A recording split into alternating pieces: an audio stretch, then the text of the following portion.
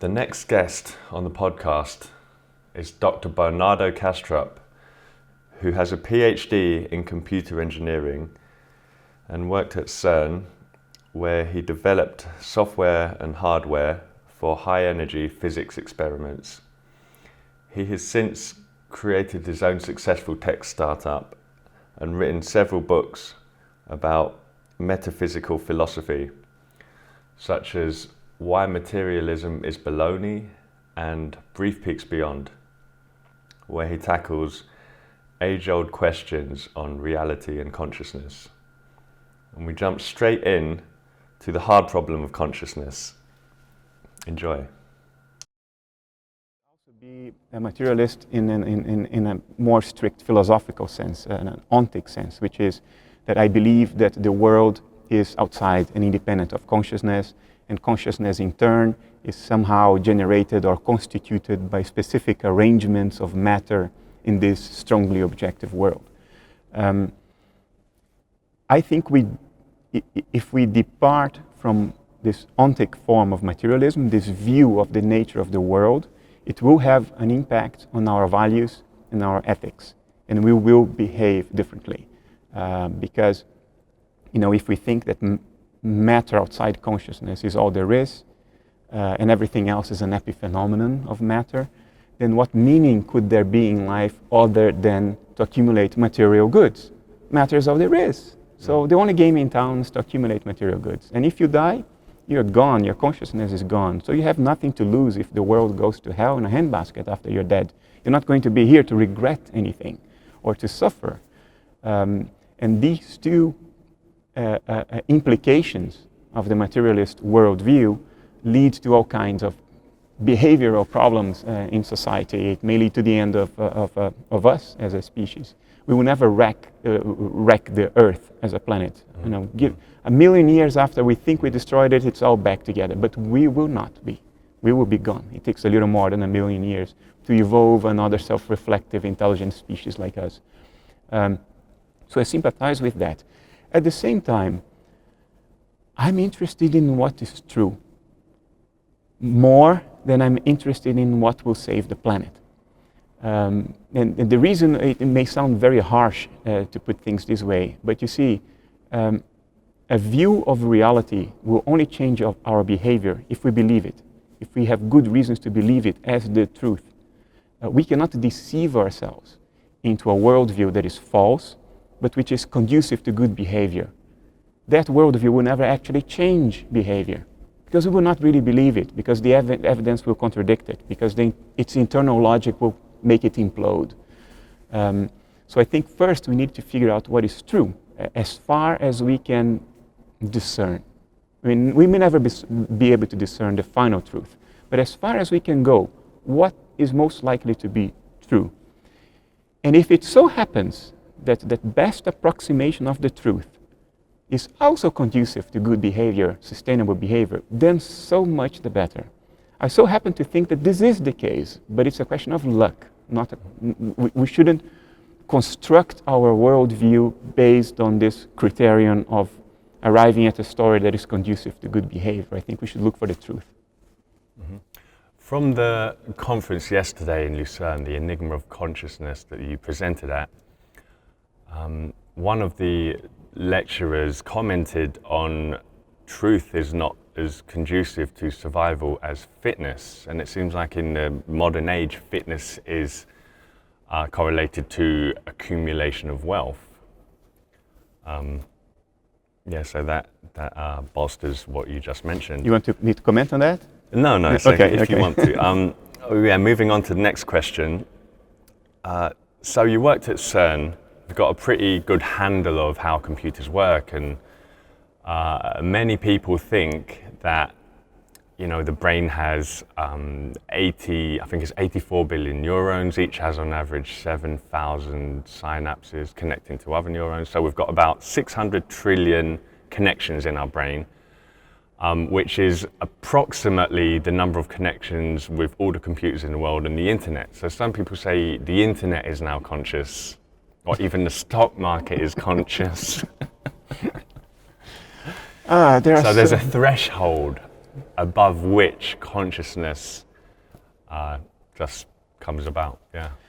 There are so many hidden assumptions behind this line of thinking, right? So, like we assume that there is something that is outside consciousness, and we assume that arrangements of this thing somehow generate consciousness, and then we assume that these arrangements have to do with connections, and then we assume that these connections, when they exceed a certain number, a certain volume of connections, then some kind of magical threshold is crossed, and somehow, in some way that we don't understand, actually don't understand at all, we can't even conceive of it, then consciousness pops. I mean, it's a whole chain of assumptions that are utterly unjustified. If we go back to basics, we know that we are conscious, that we know from direct experience. I can't be absolutely sure even that you are conscious, because I don't have direct access to your inner life. I only have external clues. I only see the extrinsic appearance of your inner life, which is you as you appear to me. Your brain activity, if I put you in a brain scanner, I could measure all kinds of patterns of brain activity that correlate with subjective experience. So I could get some clues. I have your reports. You tell me what you're experiencing. And from your behavior and all those clues, I arrive at the conclusion that it's most likely that you are conscious too, because you seem to manifest analogous behavior as I manifest, and we can communicate to cross-check our experiences, and it all seems to be consistent. But we are biological organisms. What defines us more than anything else is metabolism. And metabolism is something unique to life. Protein folding, mitosis, and DNA, and these things don't happen anywhere else in nature other than in metabolizing living organisms. And as far as we know, consciousness consciousness in terms of personal consciousness goes hand to hand with metabolizing organisms. Why would we think that a structure of silicon chips would be conscious? There is just no reason to think that. It's a completely different substrate, totally different natural processes. And I say that with some authority because I worked in the field of artificial intelligence. That's been my education. What people there use as an argument to say that computers can be conscious is this idea that consciousness in a living organism is somehow associated with patterns of information flow in the nervous system, which today we can measure. So if we would replicate those patterns of information flow in another substrate, like silicon computers, then it should also be conscious. But of course, the assumption here is that consciousness equals patterns of information flow, for which we have absolutely no evidence or no logical bridge to arrive at this conclusion. Why is consciousness equivalent to patterns of information flow? It would be equivalent, and I gave this example yesterday at the conference. I can program kidney function, a simulation of kidney function very accurately on my computer, but that doesn't mean that my computer will pee on its desk, because a simulation is not the phenomenon it simulates. Kidney function is a biological phenomenon. I can simulate kidney function on my computer, but it doesn't need to pee, right? But for consciousness, somehow we get confused and we lose touch with basic intuitions of plausibility.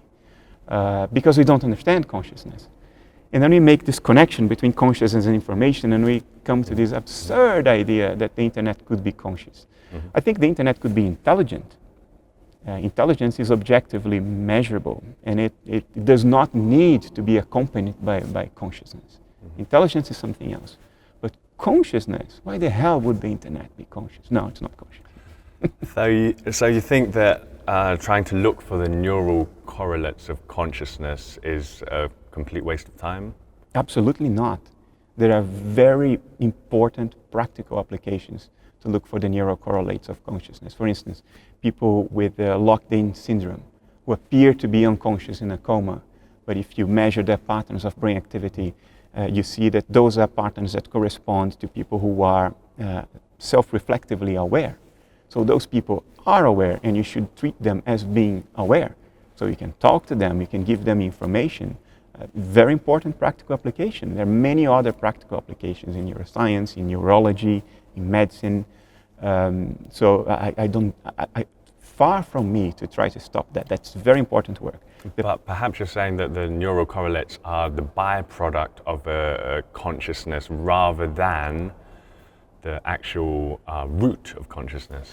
I think the neurocorrelates in particular, and the human body and all its metabolism in general, are the extrinsic appearance of conscious inner life. In other words, your body is how your phenomenal processes, your conscious inner life appears to me as I look at it from the outside. They appear to you as your experiences, your feelings, your perceptions, your thoughts, your imagination, and they appear to me in the form of your body, your brain activity, the neurocorrelations, correlates of consciousness. That's all there is to it.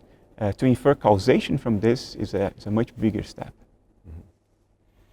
So going back to the threshold of consciousness, my background is microbiology and genetics. And it seems to me that trying to crack the hard problem of consciousness by looking at the human brain, which is perhaps the most complex system we know of, is absurd. They should be looking at the most simple life forms like parameciums and perhaps even viruses, although whether they're living is debatable. So they should in fact be looking at simple life forms to try and understand how they attain sentience. I sympathize with this.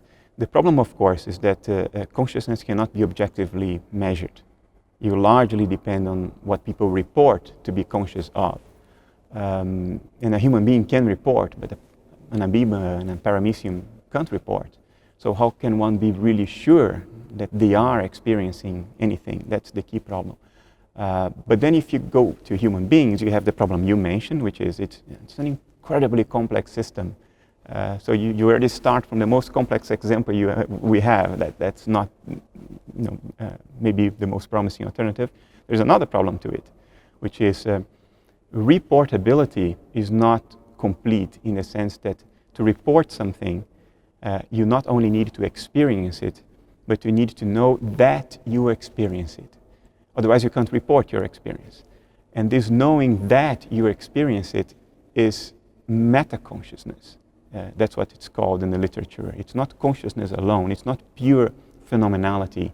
It's a sort of folded in phenomenality. It folds in onto itself in order to experience its knowledge of its own experiences. Human beings are capable of that, for sure. The vast majority of animals is not. Could dolphins and whales, maybe the higher apes, be capable of some meta-consciousness? Maybe, I don't know. I certainly don't know personally. But when we report an experience, we report on this small field of meta-consciousness, and we leave out the rest that can still be in consciousness, but it's not reportable because we don't know that we are experiencing it. There is a new paradigm in neuroscience emerging now called the no-report paradigms. A no-report paradigm in which they try to establish what you're actually experiencing, even if you can't report on it. But of course, it's a very challenging thing to try to do, because how do you measure consciousness objectively? You're basically inferring that certain patterns of brain activity should correlate to experience, even in the absence of reportability. But how can you be sure? So it's a very challenging thing. I discussed yesterday with Donald Hoffman, the neuroscientist, I believe, about the level of reality from which consciousness might be orchestrated, and he hypothesized that there could be multiple interfaces to reality, potentially infinite, and an infinite number of universes. I'm quite a fan of the holographic universe theory, where basically all the information stored in this 3D time-space realm is encoded in 2D format at the Planck scale level, and quantum entanglement basically orchestrates everything that happens in here from that level. Mm-hmm. Could that possibly be the baseline level of reality from which consciousness emerges? That's not what I think. Mm-hmm. Could it be? For all I know, it could. It's not what I think. Because you see, underlying your question is still the assumption that consciousness emerges. So it's still coming out of something. It's not primary. There is something that is prior to it, prior to consciousness, and from which consciousness emerges at some level of reality. I think consciousness itself is primary. Not my personal consciousness. It's not your personal consciousness, and I'm not a solipsist.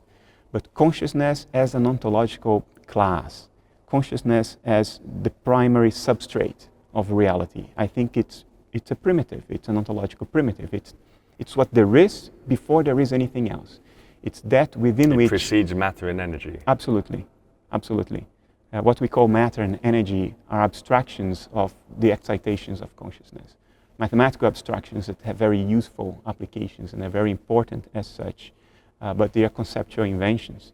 What you have is the universe behaving, and that behavior only exists insofar as we can know in the form of experiences. Otherwise it might as well not exist. And at the root of that, I think, is what we call consciousness. The behaviors of the universe being like excitations of consciousness itself, experiences being excitations of consciousness. And then of course, if that's what you're putting forward as I am, then the burden is on me, or whoever is putting this forward, to explain then some basic facts of existence, like if consciousness is primary and all there is consciousness and everything arises from consciousness and there's nothing but consciousness, then why can't I read your thoughts right now if we are all in one consciousness? Or why can't I change the laws of nature just by imagining them to be different if it's all in one consciousness? Or why is there such beautiful correlation between measurable brain activity and inner experience, which is an empirical fact? If it's all in consciousness, why is this duality between measurable brain activity and inner experience? So the burden is on me to explain all that, and that's why I've been writing all kinds of books and articles. But my position is that consciousness does not emerge. Everything else emerges from consciousness, even the Planck scale, even the most basic level of reality. Good answer.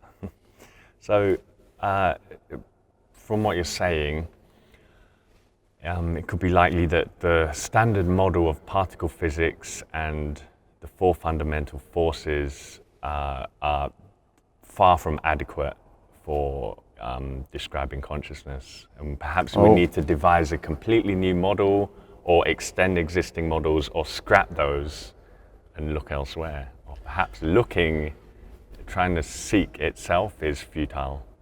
Do we need to describe consciousness?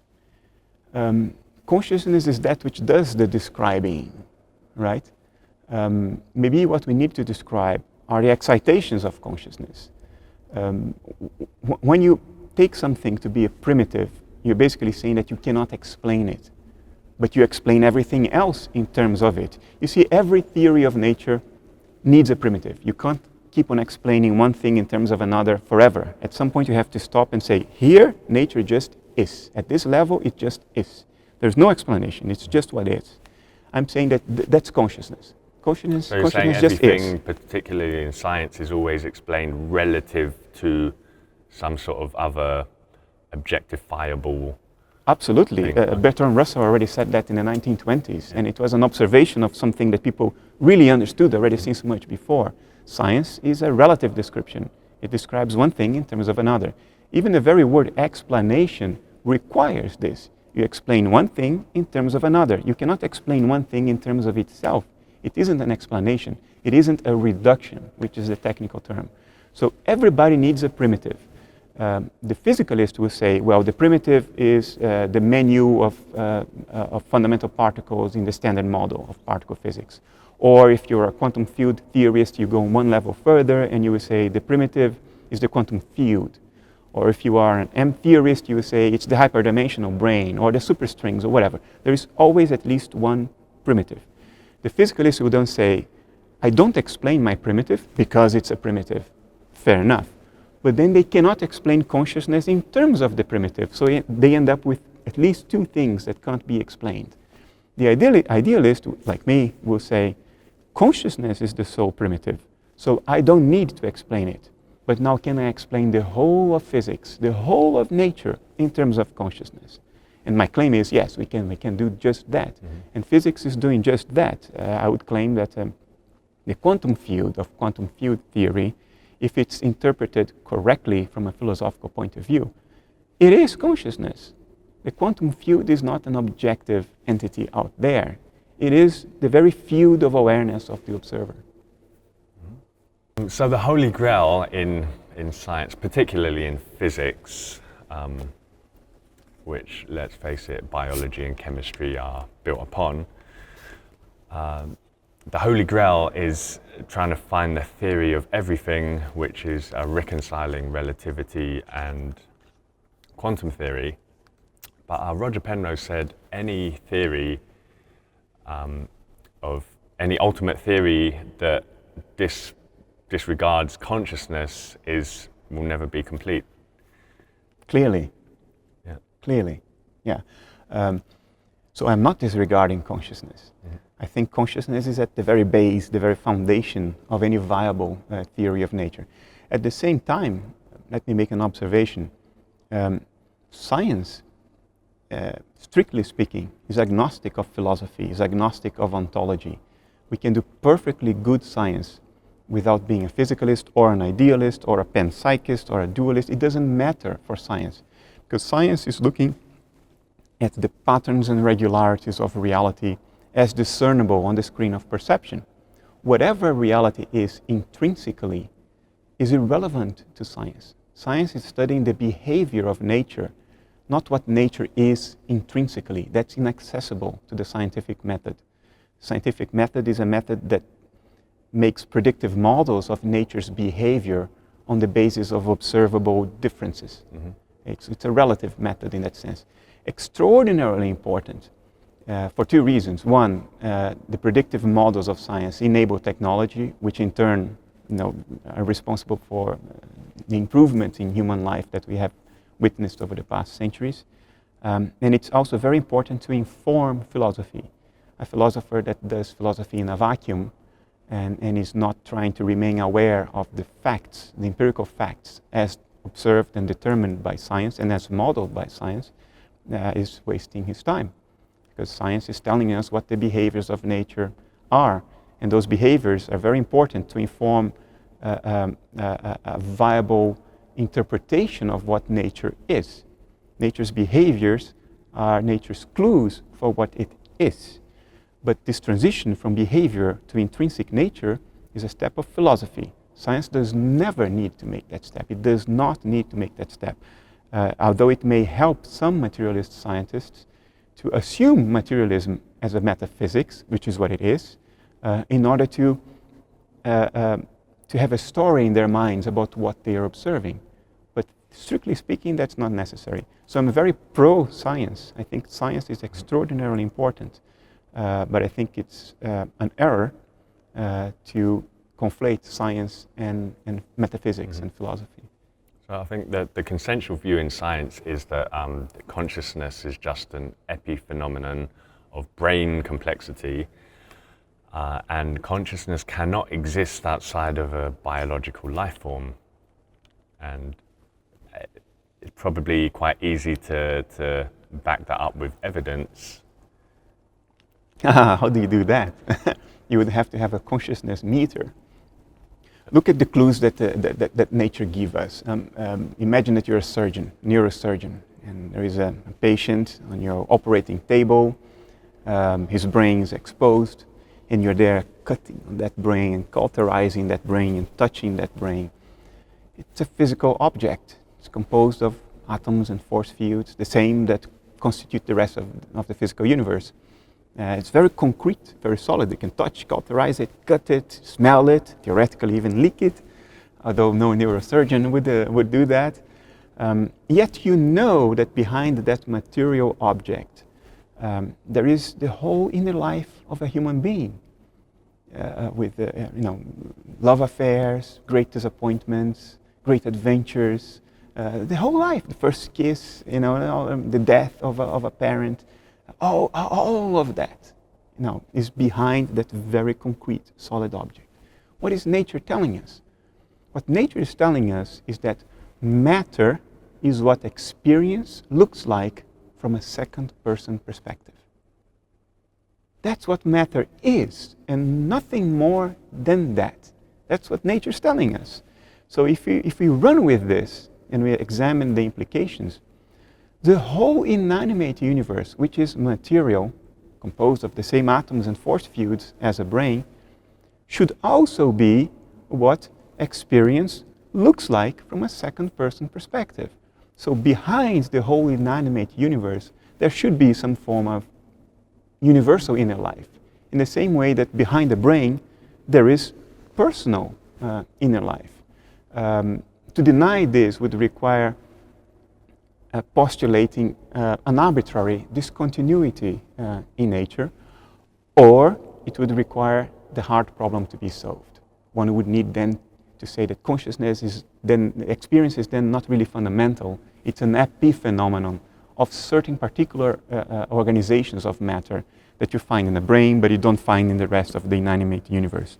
The latter, everybody has failed to answer, to solve that. And it's probably fundamentally insoluble. So we are left with the alternative, which is what I just proposed to you. The whole of the inanimate universe is also the extrinsic appearance of conscious inner life. Which doesn't mean that a rock is conscious in and of itself. Doesn't mean that this statue of Athena is conscious in and of itself, in the same way that a neuron in your brain is not conscious in and of itself. It's part of a bigger image, the brain, and that image corresponds to your conscious inner life. So a home thermostat is not necessarily conscious by itself, having a private inner life, but the inanimate universe as a whole, that complete indivisible image without proper parts, that may be the extrinsic appearance of universal conscious inner life.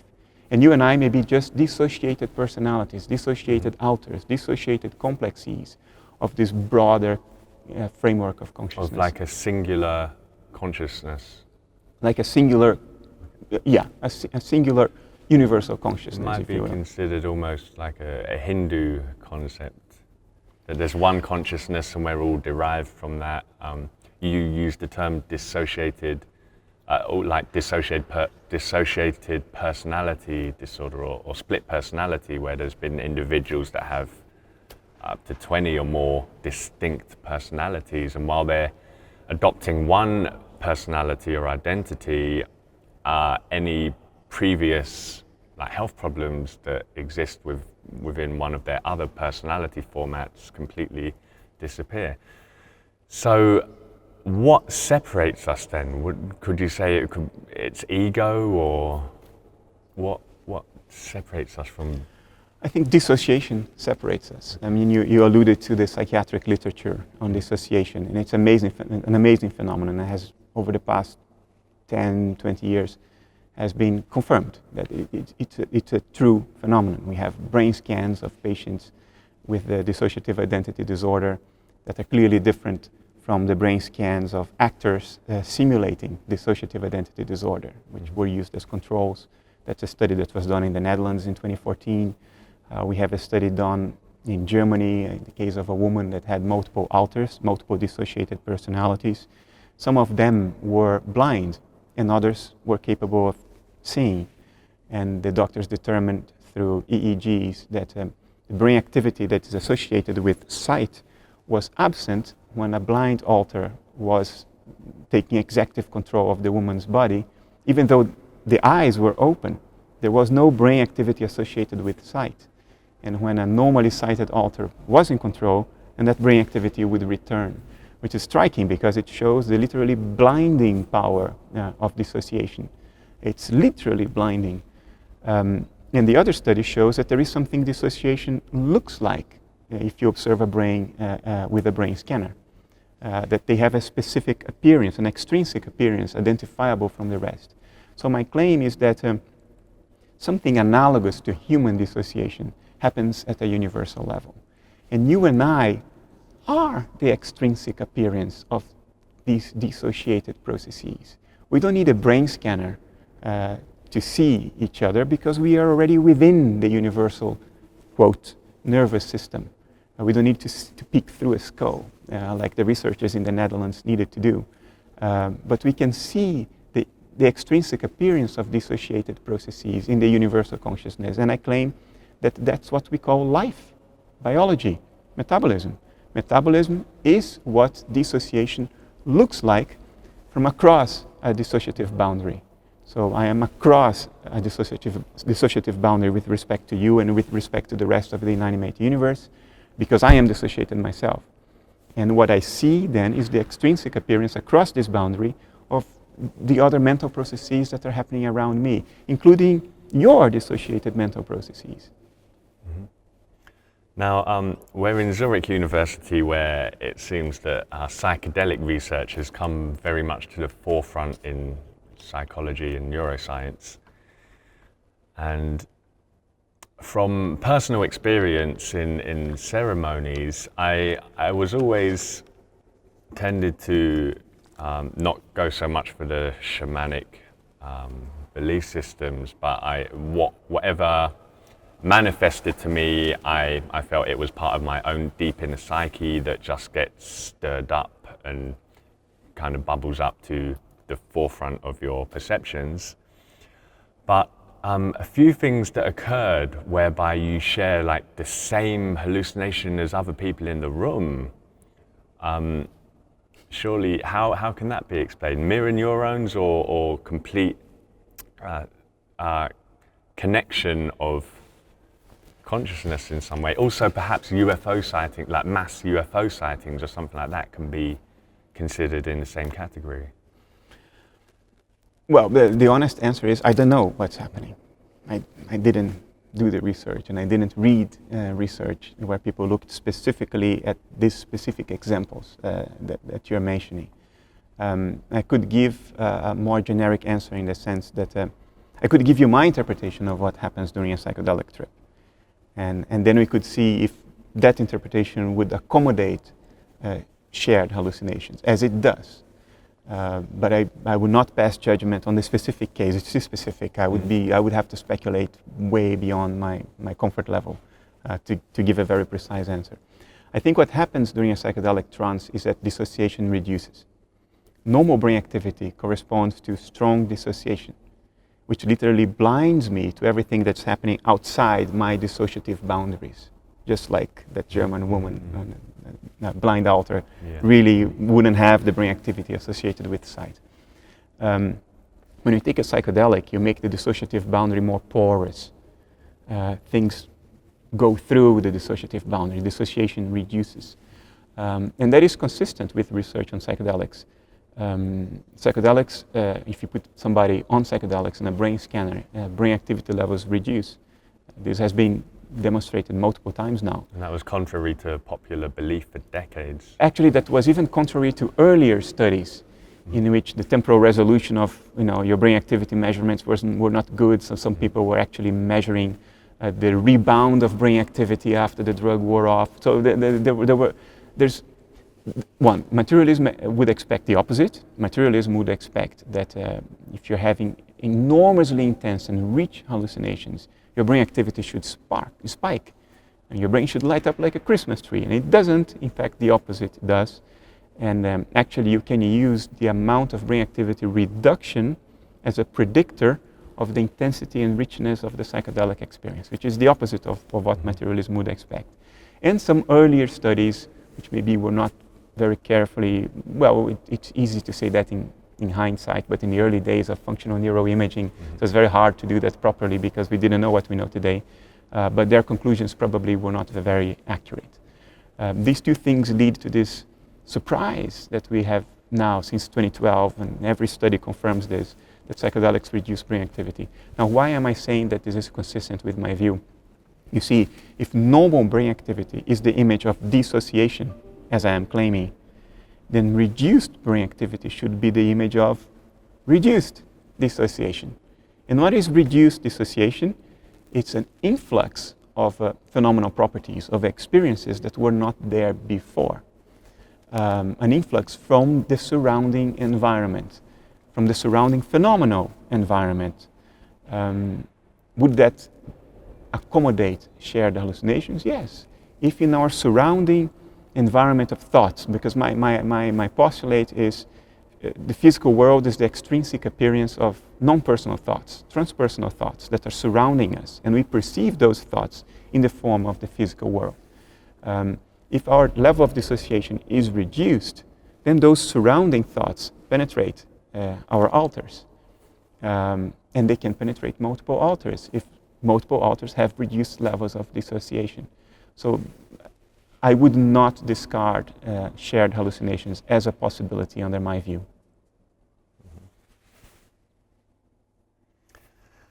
How would perhaps like more Buddhist and Eastern philosophical views of karma and reincarnation incorporate into your framework, or are they completely not in harmony with your own philosophies? No, but I don't write about it. I don't think what I propose as an ontology would be confirmed or be broken based on whether reincarnation exists or not. So in that sense, I'm agnostic of it. Personally, it's not important to me because my sense of personal identity has transformed to the point that, the idea of my personality reincarnating or something that is personal to me reincarnating is utterly unimportant to me. I don't identify with personality. At least not in my best moments. In my bad moments, probably I do. But I have a friend, Rupert Spira, who explains reincarnation based on this framework that I just mentioned to you. What he says is that, okay, if we are dissociated alters, then within the alters, experiences are continuously arising. We call that our lives, our inner lives. And upon death, what is death? If life is the image of dissociation, death is the image of the complete end of dissociation, not only a reduction, but the end of it. So when that dissociative boundary is extinguished, all the phenomenality, the memories, the lifetime that was surrounded and encapsulated by it is now released into the broader environment. And it is possible that elements of that get picked up again and get surrounded by a new alter later on in the form of remembered past lives or bits and pieces of past lives. Now, what is my personal position regarding that? I don't know, but I just told you what Rupert tells his audience. And I think it's an elegant idea. Yeah. How about people that they've discovered that lack large chunks of their brain matter? Like there was a girl that had almost no brain, just a thin film of grey matter right pressed up against the skull, and another lady with her cerebellum missing, and that has 79% of the neurons. Yet both were above average intelligence. One of the women had IQ of 120, went to university. How could this possibly be explained? Certainly, a great neuroscience is nowhere close at the moment. It's a great question. I think the example of the cerebellum is not a good one. Cerebellum is associated with motor function, not with higher level cognitive skills and consciousness. So the fact that most of the cerebellum is missing without affecting your inner life is not really surprising. You have to look at whether this person has proper motor coordination. Probably doesn't, because the cerebellum is responsible for that. It has lots of neurons, but it's not associated with, with human consciousness itself. With higher thought processes. With higher thought processes, yeah. So that's not a good example. But the other example is very good, because it's somebody who hardly had a neocortex, right? Hardly, it's just a membrane. Where is the cortex, which is associated with higher cognitive function? How can that be when you still have an IQ of 120? Now, under physicalism, this is very difficult to explain. You get pressed into this notion that, the brain is very malleable, very flexible, so whatever brain tissue is left, it adapts in order to perform all functions. So it rewires itself. Rewires itself, yeah, but it's a precarious explanation, because then you would ask, well, then why aren't we all born with a smaller brain to consume less energy? We wouldn't need to be born premature, as human beings are. Human beings are born basically premature, because if we were a little bigger head wouldn't pass through the woman's birth canal. So we pay an enormous price in the way we reproduce, in our metabolic expenses, so to say, for having a large brain, which apparently is not needed at all, because with a thin membrane you can get an IQ above average. So for the physicalist, this is difficult. And to put it mildly, it's difficult. If you think that the brain generates the mind, you are in trouble here. For me, it's different. I'm saying that the brain is the extrinsic appearance of dissociated mentation, the extrinsic appearance of an outer. Now, unlike a cause which has to fully explain the effect, an appearance, an image, does not need to capture everything there is to know about the thing it is an appearance of. If I take a picture of you, that picture contains only a small amount of information about what you are. For instance, I can't see your back. I can't see your inner organs. I can't see what's going on inside your head. I only have a small percentage of the relevant information that gets captured in that appearance. If the brain is an appearance, then it's not complete in the sense that it's not all there is to the process it's an appearance of. So if the person has only a thin layer of neurons and still has consciousness, I would prefer that these examples didn't exist. Let me be honest with you. A better example, 5 to 8% of Alzheimer's sufferers, when their brains are like massively neural degeneration, and there's huge vacuole holes in their brain, and they're like a vegetable state.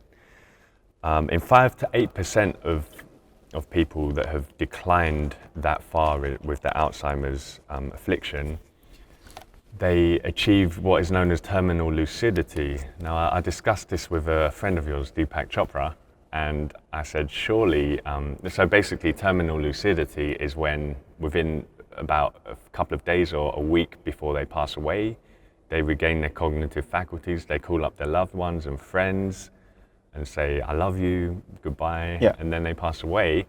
And I said to Deepak, surely this is evidence that for a non-local source of consciousness, and he went on and spoke about consciousness imbues everything, this, that, and the other. And then I said, perhaps like the deeper humanity, the deeper we mine into like the fabric of reality and consciousness, the greater we seem to extend its fractal complexity, i.e., the deeper we probe in, say, the atom collider or in the brain, the deeper we probe, the more ontological, not quite the primitives, but we're finding more like smaller and smaller scale phenomenon that everything else is built on, but there's never a baseline. It just goes on and on and on, and it's like fractal and infinite. I'll comment on the terminal lucidity first. That's how you started, so I'll start from there. It would be a very similar answer to the previous question, I think. If the brain, the body, is the image of a process, then there can very well be much more to the process than what's captured in its image. An image does not need to be complete. There is more to combustion than the flames I can see. There is more to atmospheric electric discharge than the lightning I can see. Perhaps there is much more to being a human being than the body and the metabolism that we can see, because an image does not need to be complete. A cause needs to be complete. If your body, that as far as we can measure it and see it, is the cause of your consciousness, there cannot be anything more to your consciousness than the body that causes it. It's a reductive step. Materialism has this limitation. Idealism does not. Insofar as idealism is saying this is just an image, the image does not need to be complete. So terminal lucidity can be accommodated under idealism. Even if your brain is wrecked, your brain may not be all there is to you. There may be something about you that is imperceptible. It's beyond perception. It's not part of the extrinsic appearance. It's not part of the image. It's fundamentally beyond our abilities to see and measure. And that part can still be intact, despite the fact that the visible part, the image that we can see, shows signs of degeneration. It is possible. I would prefer that there were a correspondence. Even for idealism, it would be more comfortable. So at an egoic level, it's a pity that there is terminal lucidity. I'd prefer that there weren't, but the fact that there is, and apparently it's a solid and empirical observation, can be accommodated by idealism and not by physicalism. As far as the fractal part, there I will reserve judgment. I sympathize with it, but I think there would be physicists who would say, no, there is an end to it. Mm-hmm. We are probing that end. It doesn't go on forever. At some point you reach a foundation, you reach a base. I think that base is consciousness, but then the question is, are we capable to probe that foundation? Or is it so far away that we will keep going on and on and on and on forever as far as the human time frame is concerned, and we never really reach it because there will be always a layer in between? I do not know the answer to that. I don't even think it's too important. So long as we know that consciousness is the foundation, we have good reasons to believe that, whether there are infinite layers in between or not, may not be very important. I think such discussions make certain interpretations in Gnosticism favourable, such as the notion that there's this demiurge or devil or whatever you want to call it. So it's always one step ahead of humanity and uses our consciousness to entrap us within this material realm, and we're just not smart enough to outsmart the demiurge or whatever you want to call it. So they've developed a whole spiritual framework on how to deal with it. Yeah. But you see, if consciousness ultimately is all there is, who is the demiurge? So going back to biology, there's many people that would say, consciousness cannot exist out of a biological organism. But I spoke with a Harvard neuroscientist who was, a Nobel Prize nominee. And we discussed psychedelics again and how, and he said it's common knowledge that psychedelics were involved in the evolution of the human mind and consciousness, and they worked at an epigenetic level. Do you think there could be another kind of, so epigenetics are proteins that basically sit on top of DNA and control them, and our consciousness can orchestrate them to some extent. Do you think there might be another sort of interface that sits on our neural network that we haven't spotted yet? Or I'm not sure I can comment intelligently on this. I think my speculation about it would be as good as anybody else's. I think the possibility is there, yeah. But again, it's not an intelligent comment, it's just a guess, just an impression.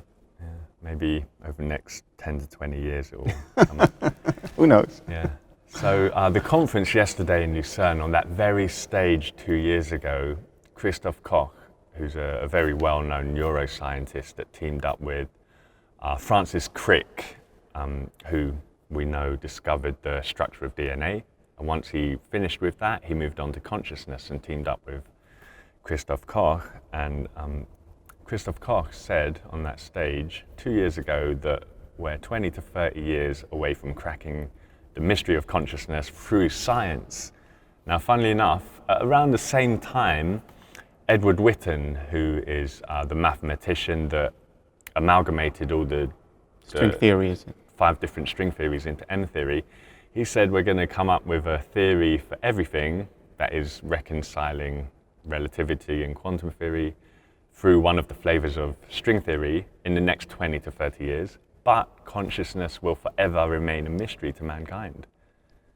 Could you possibly comment? I think Ed Witten is spot on, because as a scientist, he's very familiar with the epistemic limits of science, about the nature of the scientific method. Science is about studying the regularities of the contents of perception. It's an objective method in that sense, that you're studying what's across your dissociative boundary. That's my own interpretation. You're studying the contents of perception of a world out there beyond you as an alter, according to my interpretation. And that's what science is good for.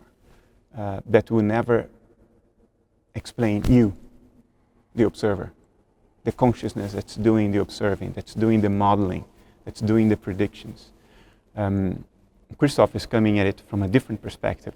There is a point to what he's saying. I'm not going to dismiss what he's saying. Who am I to do that? What he's saying is, okay, whatever your personal consciousness is, it does have an extrinsic appearance that I can measure. And I can find these beautiful correlations between my measurements and what you report that you're experiencing. That is valid information.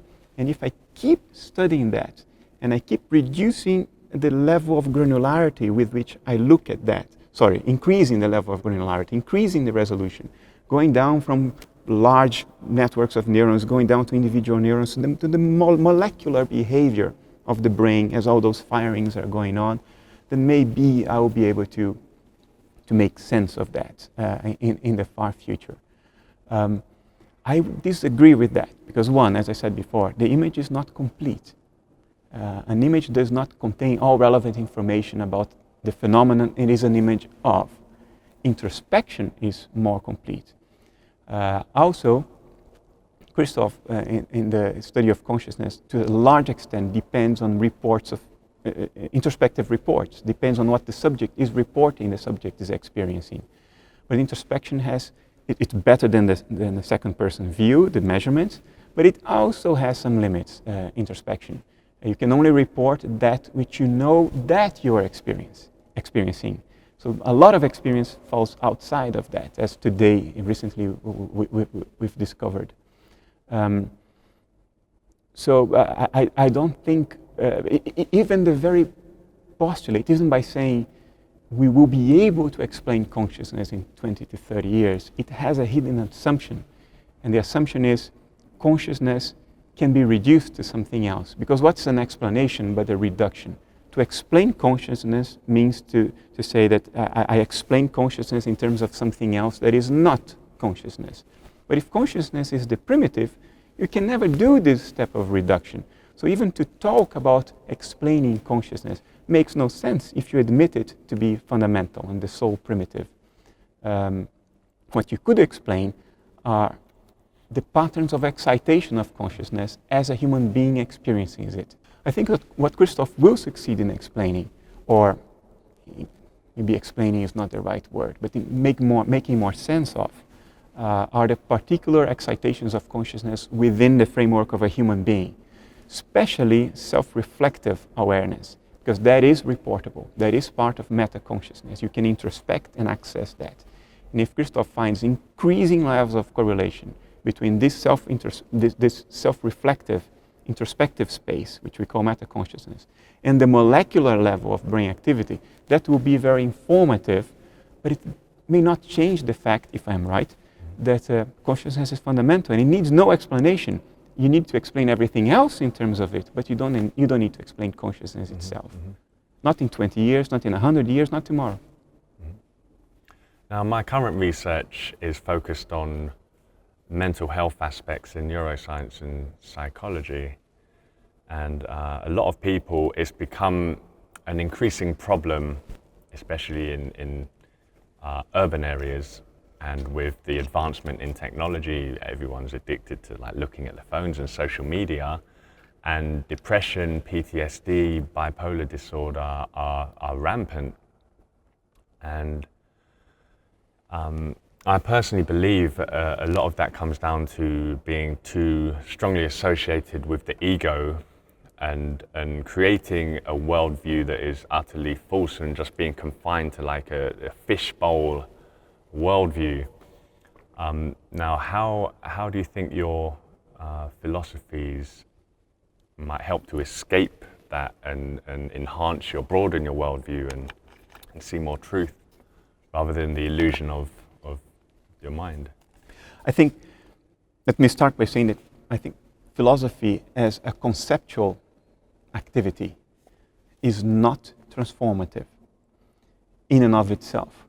In other words, you can profoundly understand a philosophical system, profoundly agree with it intellectually, that is to say, conceptually, and it will not change your life at all.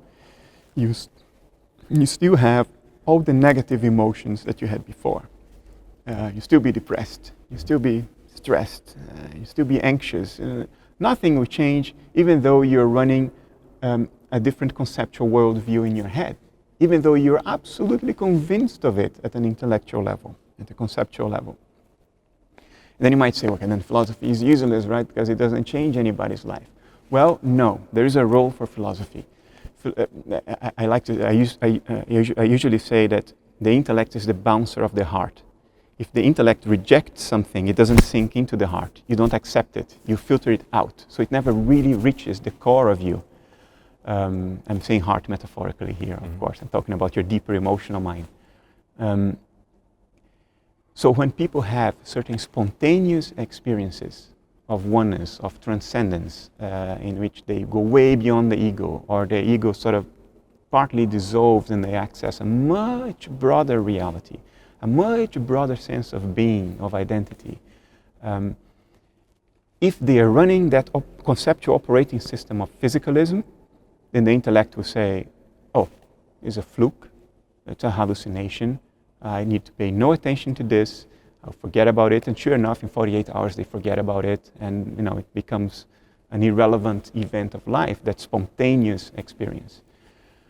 But if you have an alternative that you already conceptually criticized, conceptually evaluated, and you think this holds water, this is empirically honest, this is logically consistent, and it's parsimonious, it's a good conceptual view of the nature of reality, and then you have an experience that view, conceptual view of reality, accepts as possible, as potentially viable, it can accommodate it, then you don't reject it. You see that as, oh, I have seen further now. I have seen beyond what I could see before.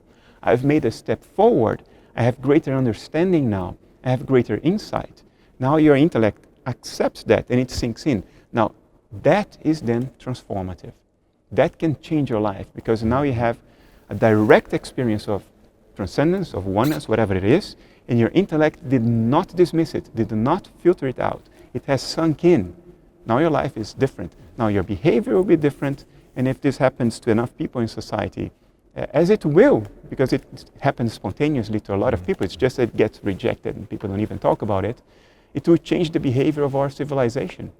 May even save us. I'd like to draw on some parallels in neuroscience, especially in current psychedelic research done at Imperial College in London, where they've shown how the brain lights up in an fMRI scan under psychedelics, and they've shown that it lights up in a similar way to a child under the age of 3. Now, a child only develops an ego approximately that age, which puts in filters of perception, and it's now known as the what do they call it? The ego, the default mode default mode network. Yes, that's the one. And to break out of that is very beneficial to health, especially mental health. I had a massive ego loss from when Einstein's theory of relativity finally sunk in when I was in my early 20s, and it was like just a huge revelation, and so you can get that from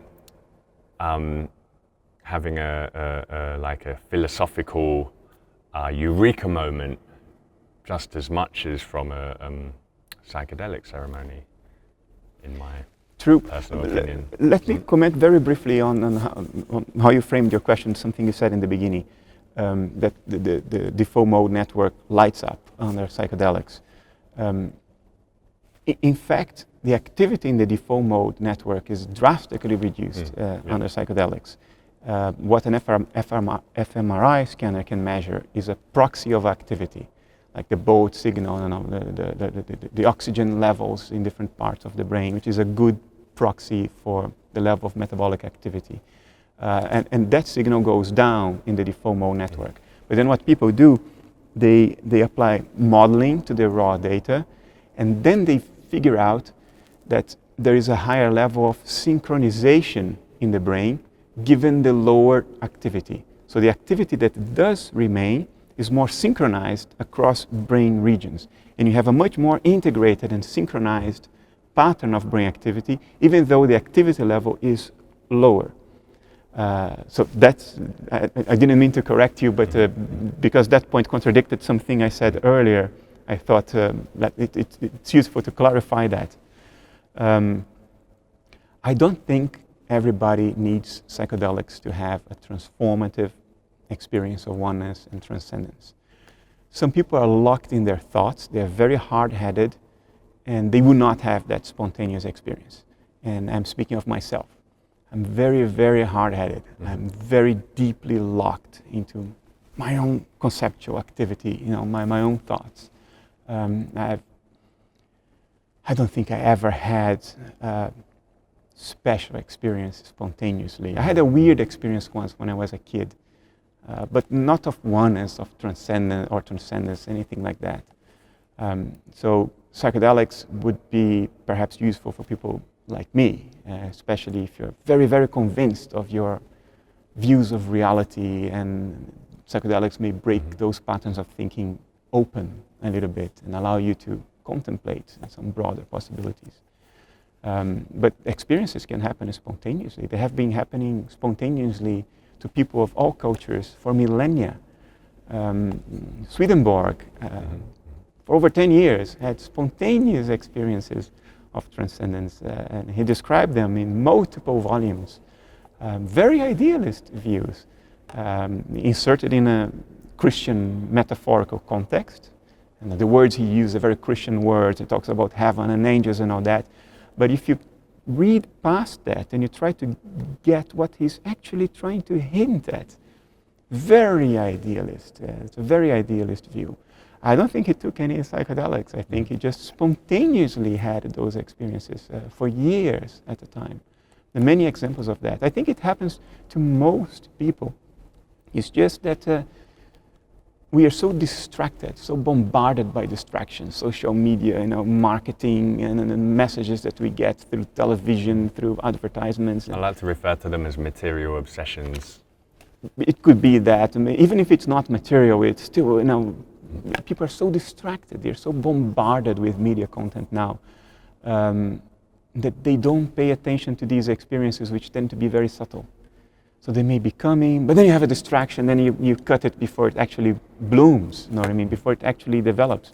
Nobody is spending time anymore, just quiet, just watching a landscape, just being with oneself, just being quiet. Reconnecting with what is. Yeah, that's a major problem that in this, we're so conditioned into achievement from a young age at school, and then making money, and I'm just working really, really hard and hitting the deadlines, and you used a part of your mind that is tuned for fitness in that regard, and you occupy it so much that it's difficult for people to snap out.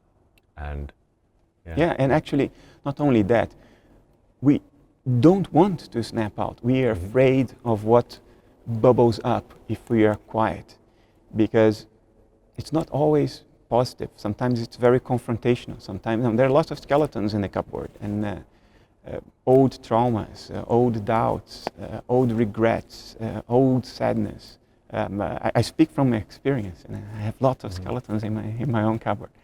And it's much easier to remain distracted. Just pick up your phone and go to social media, or play a game of chess, which I like to do. It's my personal distraction. Play a game of chess on the phone with other people from around the world. It's so easy to get into distraction and then avoid confronting that stuff when it starts bubbling up, that we always cut it at the very beginning. When it begins to develop, we go and cut it. And you cut the good and the bad. And the baby goes out with the bath water. We avoid confronting the difficult aspects of ourselves, but we also don't give ourselves the chance to have a truly insightful first-person experience. And that's a pity. It's a real pity. Okay.